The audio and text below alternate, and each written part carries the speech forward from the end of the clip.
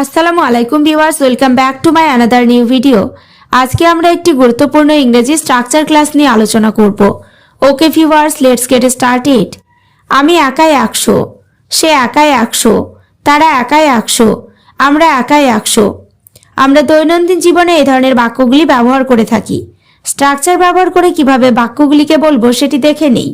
স্ট্রাকচারটি হলো subject plus অ্যাম অথবা is অথবা are plus a host in plus SRP, অর্থাৎ সাবজেক্টের রিফ্লেক্সিভ প্রোনাউন। একাই 100 অর্থে স্ট্রাকচারটি ব্যবহার করব। এবার আমরা কয়েকটি এক্সাম্পল দেখে নেব। আমি একাই 100, I am A host in my self. এখানে আই মানে আমি সাবজেক্ট, আই এর রিফ্লেক্সিভ প্রোনাউন হলো my self. I M A host in my self মানে আমি একাই 100। নেক্সট, সে একাই 100, he is a host in himself. এখানে হি মানে সে, হি এর রিফ্লেক্সিভ প্রোনাউন হলো হিমসেলফ। আবার রিফ্লেক্সিভ প্রোনাউন আত্মবাচক সর্বনাম। He is a host in himself মানে সে একাই 100।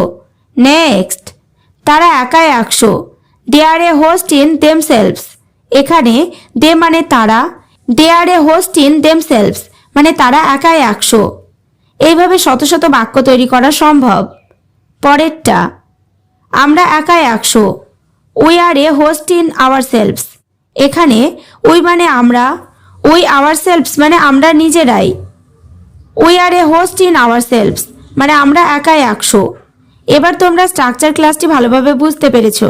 তাহলে ছেলেটা একাই 100, মেয়েটা একাই 100, বাক্যগুলো ইংরেজিতে কি হবে অবশ্যই কমেন্ট করে জানিও।